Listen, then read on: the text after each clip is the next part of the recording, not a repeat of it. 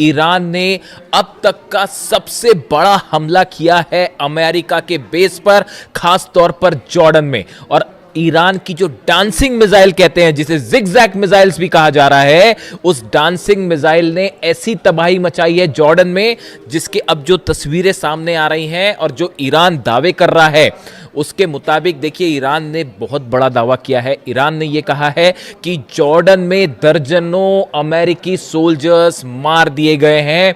ये बहुत बड़ा दावा है कि कई अमेरिकी सोल्जर्स जो हैं, सैनिक जो हैं, वो मार दिए गए हैं। इसके अलावा अमेरिका के C-17 ट्रांसपोर्ट प्लेन्स गिर चुके हैं, P-8 एयरक्राफ्ट जो है वो जल चुका है, और सबसे बड़ी बात, ब्लैक हॉक हेलीकॉप्टर्स की एक पूरी यूनिट जो है वो इस बेस पर तबाह हो गई है। देखिए ये बहुत बड़ी क्लेम है जो ईरान कर रहा है, जो दावे है ईरान कर रहा है।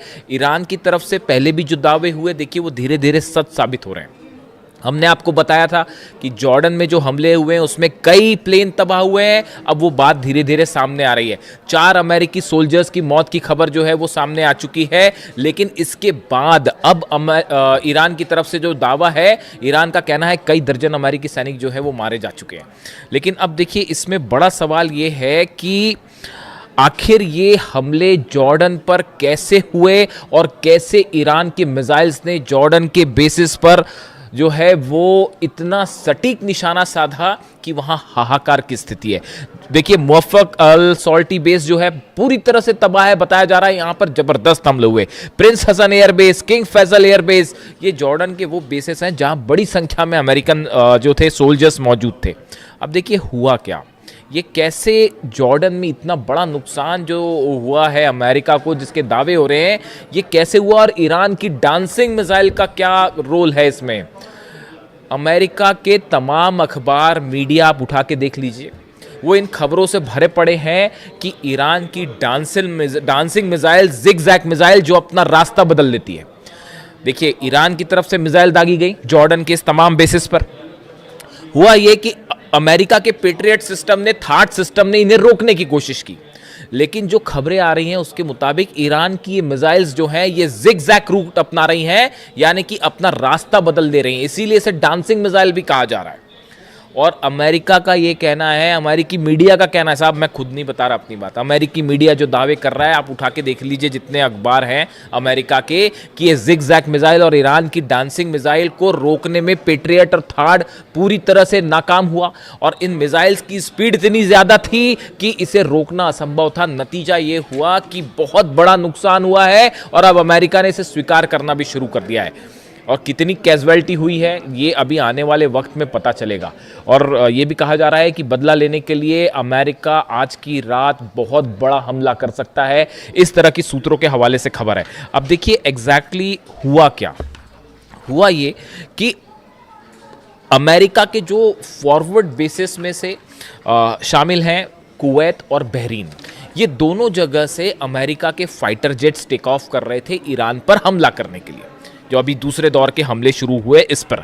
लेकिन नतीजा क्या हुआ, ईरान की तरफ से अली अल सलीम बेस जो है कुवैत में, वहां पर पेट्रियट सिस्टम तबाह कर दिया गया, $1.5 बिलियन का नुकसान हो गया। एयर सर्विलांस जो राडार था वो तबाह कर दिए गए। ऐसे ही हाल जो है बहरीन में था, शेख ईसा एयरबेस में पेट्रियट सिस्टम तबाह हो गया, वो भी $1.5 बिलियन का था। सवाल ये था कि अब ये हमले जो है, जब ये फॉरवर्ड बेसिस पर नहीं रोके जा रहे थे, तो यहां मौजूद जितने F-35 जेट्स थे, F-18 जेट्स यहां पे खड़े हुए थे बहरीन में और कुवैत में, इन सब पर खतरा मंडरा रहा था। इनसे बचने के लिए C-17, P-8 और ये जितने F-35 F-18 जेट्स थे, इनको हटा के जॉर्डन ले जाया गया। इनको हटा के जॉर्डन ले जाया गया। जॉर्डन से ईरान की दूरी ज़्यादा है बजाय कुवैत के और बहरीन के, तो इन हालात में इनको जॉर्डन ले जाया गया।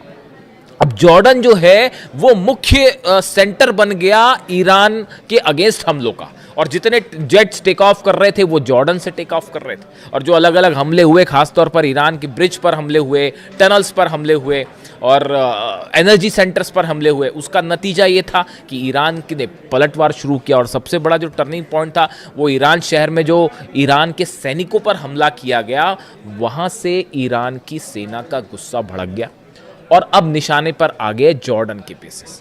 यानी बहरीन और कुवैत से बड़े हमले शुरू हो गए जॉर्डन पे।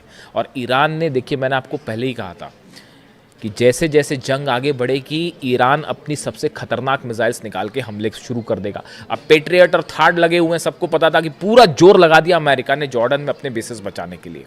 लेकिन हुआ क्या, ईरान की तरफ से डांसिंग मिसाइल्स फायर कर दी गई और उन बेस को तबाह कर दिया गया। अब अमेरिका हैरान, अमेरिका के जितने एक्सपर्ट्स थे वो हैरान कि भाई ये हमले हो कैसे गए, ये जिगजैग मिसाइल्स कहाँ से आ गई। और आप देखिए इतनी लंबी जंग चली, तमाम हमले हुए अमेरिका की तरफ से। डोनाल्ड ट्रंप ये दावे करते फिर रहे हैं कि भाई 70% मिसाइल ख़त्म हो गई है और 90% मिसाइल ख़त्म हो गई है। मेरे से भी दर्शक अक्सर ये सवाल पूछते हैं कि क्या ईरान की मिसाइल सब खत्म हो गई है, जैसा दावे डोनाल्ड ट्रंप कह रहे हैं। मैं आपको फिर से इस बात को रिपीट कर रहा हूँ, ईरान के पास कितनी मिसाइल्स हैं या तो अहमद वाइदी साहब जानते होंगे आरजीसी चीफ, या अली खामेनी साहब जानते थे। इनके अलावा हकीकत क्या है कोई नहीं जानता। ईरान में कितने मिसाइल सिटीज हैं, इसी दिन के लिए अली खामेनी साहब ने अपनी सेना को तैयार किया था, इसी दिन के लिए तैयार किया था।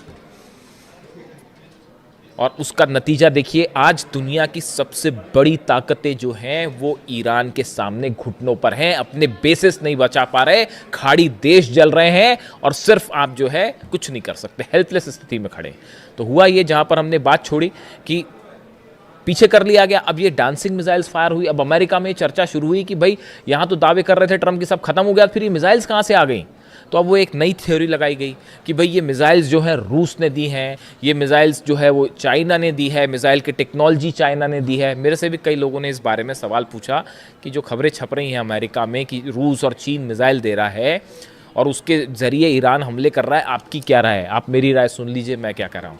ईरान को मिसाइल टेक्नोलॉजी में किसी की मदद लेने की ज़रूरत नहीं है। आप अगर ईरान के मिसाइल प्रोग्राम को देखें, ये कोई आज 6 महीने और 1 साल भर का प्रोग्राम नहीं है, ये बड़े समय से चल रहा है।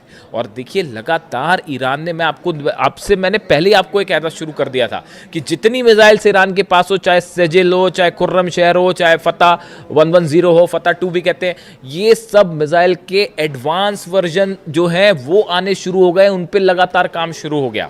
और नतीजा ये है कि अब ये एडवांस वर्जन निकल के आ रहे हैं तो अमेरिका के हाथ पांव फूल गए और वो ये कह रहे हैं कि साहब ये तो रूस ने दे दिया। बिल्कुल ऐसा नहीं है। ईरान की जो मिसाइल्स हैं वो ईरान ने खुद डेवलप किए हैं। देखिए सैटेलाइट से मदद करना एक अलग बात है, ये वो बात सही है कि हो सकता है रूस और चीन के सैटेलाइट्स, कई एक्सपर्ट्स बताते हैं कि रूस और चीन के सैटेलाइट जो है वो मदद कर रहे हैं, रडार सिस्टम के जरिए मदद किया जा रहा है, जीपीएस के जरिए मदद किया जा रहा है, वो एक अलग बात है। लेकिन ये जो मिसाइल टेक्नोलॉजी और स्पीड, इस पर लगातार ईरान काम कर रहा है और सेल्फ रिलायंट है, किसी की ज़रूरत नहीं है ईरान को मिसाइल के मामले में। तो इन खबरों का मेरे हिसाब से कोई बड़ा आधार नहीं है कि ये मिसाइल्स पुतिन ने दे दी हैं या चीन ने दे दी हैं, ऐसा कुछ नहीं है। देखिए आप रडार्स दे सकते हैं, सैटेलाइट से नेविगेशन में मदद कर सकते हैं, वहाँ तक एक बात अलग है। अब नतीजा ये हुआ कि जब ये मिसाइल्स फायर की गई तो पूरा का पूरा अमेरिकी सेना इस बात को लेकर हैरान थी कि इतनी जल्दी इतनी स्पीड से, अगर आप मैक 4 से मैक 11 के बीच में, यानी आवाज़ से 5 से 11 गुना के बीच की रफ्तार से मिसाइल्स बरस रही हैं, उसको कैसे कोई पेट्रियट सिस्टम रोक पाएगा। और नतीजा ये हुआ कि कई जगह जो है वो पेट्रियट सिस्टम जहां लगे थे उनके ठीक ऊपर मिसाइल्स गिरी हैं, थार्ड सिस्टम जहां लगे थे उसके ठीक ऊपर मिसाइल्स गिरी हैं। और इसीलिए जंग का जो मुख्य केंद्र है वो अचानक से जॉर्डन हो गया। मतलब ऐसा लग रहा है कि ईरान और जॉर्डन की लड़ाई चल रही है। और वो तस्वीरें जो आ रही हैं, देखिए तस्वीरें वायरल हो जाती हैं। जॉर्डन में जो लोग हैं, मैं एक वीडियो देख रहा था उसमें बड़े हैरान करने वाली बात थी कि जॉर्डन के कुछ लोग खड़े हुए हैं, उसमें एक शख्स वीडियो बना रहा है, ईरान की तरफ से मिसाइल्स फायर की जा रही हैं, जॉर्डन पर मिसाइल गिर रही हैं और वो इस बात की खुशी जता रहा था कि ईरान की मिसाइल्स जो अमेरिका की बेस पर गिर रही हैं। ये जॉर्डन का शख्स जो है, जॉर्डन के लोग उसमें खुशी मना रहे थे, ईरान के साथ खड़े दिखाई दे रहे थे। देखिए ये सब अधिकांश खाड़ी देशों का ये हाल है। आज भी हकीकत ये है कि अगर आप एक जनमत संग्रह करा लें, प्लेबिसाइड करवा लें कि खाड़ी देशों में जो अरब देश हैं उनकी जनता क्या चाहती है, मेजॉरिटी जनता जो है वो ईरान के साथ खड़ी है साहब। उन सबको इन बात की तकलीफ है कि अली खामेनी साहब को असैसिनेट किया गया। लीडरशिप जो है खाड़ी देशों की वो अमेरिका के साथ हो सकती है, लेकिन जो आम जनता की राय है, जो जैसा कि सोशल मीडिया पर ट्रेंड करता है, जो उससे देख के जो अंदाज़ा लगता है वो ये लगता है कि बाय एंड लार्ज जो अरब देश है, इसकी जो आम जनता है वो अब भी ईरान के साथ खड़ी है। सब देख रहे हैं कि बड़ी बड़ी ताकतें मिलकर ईरान को झुकाने की कोशिश कर रही है। ईरान अपने दम पे ना सिर्फ लड़ रहा है बल्कि मुंह तोड़ जवाब दे रहा है साहब। तो हकीकत यह है कि जॉर्डन जो है वो और देखिए ब्लैक हॉक यूनिट को लेकर बड़ी जो जहाँ पर देखिए जो डिस्ट्रक्शन हुआ है, जो ईरान की तरफ से दावे आए, बड़े स्पेसिफिक दावे हैं वो। एक तो ईरान की तरफ से कहा गया है, Islamic revolutionary guard corps says it launched ballistic missile at US C-17 transport plane and P-8 aircraft at Aqaba airport in Jordan, claiming several were heavily damaged. कई डैमेज हो गए, ये एक क्लेम था। दूसरा क्लेम आया कि जो ब्लैक हॉक हेलीकॉप्टर्स हैं अमेरिका के, जो कई जगह ऑपरेशन में इस्तेमाल होते हैं, खासतौर पर मिलिट्री ऑपरेशन में। अब ये भी बड़ी गौर करने की बात है। मैं कल सुबह आपको एक बड़ा खुलासा करूंगा, कल सुबह कोशिश करूंगा जल्दी वीडियो ले आऊं आपके लिए। सुबह ये खबरें आ रही हैं कि जो ब्लैक हॉक हेलीकॉप्टर्स हैं, देखिए इनका इस्तेमाल ग्राउंड ऑपरेशन के लिए बहुत ज़्यादा किया जाता है। ग्राउंड ऑपरेशन के पहले या ग्राउंड ऑपरेशन के दौरान सोल्जर्स को नीचे उतारने पर, ग्राउंड ऑपरेशन के पहले स्ट्राइक्स करने पे, इसमें बहुत ज़्यादा इस्तेमाल होता है ब्लैक हॉक हेलीकॉप्टर्स का। जॉर्डन में बड़ी संख्या में ब्लैक हॉक हेलीकॉप्टर्स मौजूद थे, जो इस ओर इशारा कर रहे हैं कि ग्राउंड ऑपरेशन की तैयारी है। ये बात ईरान अच्छी तरह से समझ रहा है। नतीजा ये हुआ, डांसिंग मिसाइल्स ने ब्लैक हॉक का डांस करवा दिया साहब। और वो जो है बड़ी संख्या में ब्लैक हॉक हेलीकॉप्टर्स जॉर्डन के बेसिस पर तबाह हुए हैं, ऐसे दावे ईरान कर रहा है। और ये जो स्ट्राइक्स हुई हैं, इस स्ट्राइक्स के बाद अब ये माना जा रहा है, देखिए बड़ा नुकसान है, सोल्जर्स मरे हैं, बेसिस तबाह हुए हैं। पिछली बार जो जंग हुई थी, जो इस सीज फायर के पहले की जो जंग थी, उसके जो आंकड़े आए, 428 अमेरिका की अलग अलग संपत्तियां थी, प्रॉपर्टीज थी, जिसमें सब शामिल थे अलग अलग, उन सबको जला दिया गया ईरान की तरफ से। यानी आप दूसरे सरल शब्दों में कहें, अमेरिका के 428 ठिकाने ऐसे हैं, जैसे एयरपोर्ट हो गया, मिलिट्री बेस हो गया, एम्यूनिशन रखने की जगह हो गई, सोल्जर्स जहां पर रुकते हैं, बैरक्स हो गई, ऐसे करीब 428 ठिकाने अमेरिका के ईरान ने जला दिए थे। ये जो सीज फायर का खेल डोनाल्ड ट्रंप खेलते हैं, ये क्यों खेलते हैं आप बताइए? अगर जंग जीत रहे होते अब तक कब्जा कर लिया होता साहब, अंदर घुस के, जैसे इराक में किया, जैसे अफगानिस्तान में किया, बाद में फिर बाहर निकलना पड़ गया, वो एक अलग बात है। लेकिन अगर जीत रहे होते तो कहीं ये कतई बात नहीं करते डोनाल्ड ट्रंप, अमेरिका कतई बात नहीं करता। ये जो बार बार हो रहा है कि हाँ अब ईरान तैयार हो गया, अब बातचीत हो रही है, हकीकत ये है कि जब बुरी तरह से पिटते हैं तब इस तरह की बात करते हैं कि आप सीज फायर कर लो। बड़े सारे एक्सपर्ट्स की ये राय है कि अमेरिका तब सीज फायर की बात करता है या टॉक्स की बात तब करता है जब ऐसा लगता है कि हारने लगा, और एक बार फिर वही स्थिति बनने लग गई है। जितना नुकसान हुआ है, देखिए ये बात साफ है, आप एयर स्ट्राइक्स करके ईरान को नहीं दबा सकते, नहीं हरा सकते, हराने का कोई सवाल ही नहीं है। अब हॉर्मूज में 2 जहाज देखा आपने किस तरह से ठोक दिए फिर से, तो हॉर्मूज पूरी तरह से ईरान के कंट्रोल में है। और अब खाड़ी देशों में बड़े missiles, dancing missiles, zigzag missiles, जिनका इस्तेमाल हो रहा है, इसकी कोई काट किसी के पास नहीं है। और अमेरिका के plane, black hawk helicopters, C-17 transport plane, सब के सब आग के हवाले हैं। आज की रात भयानक हमले होने वाले, इसमें कोई शक नहीं है। ईरान भी तैयार है और देखते हैं अमेरिका की तरफ से क्या स्ट्राइक होती है। जो भी अपडेट होगा पहुंचाऊंगा आप तक। Thank you so much.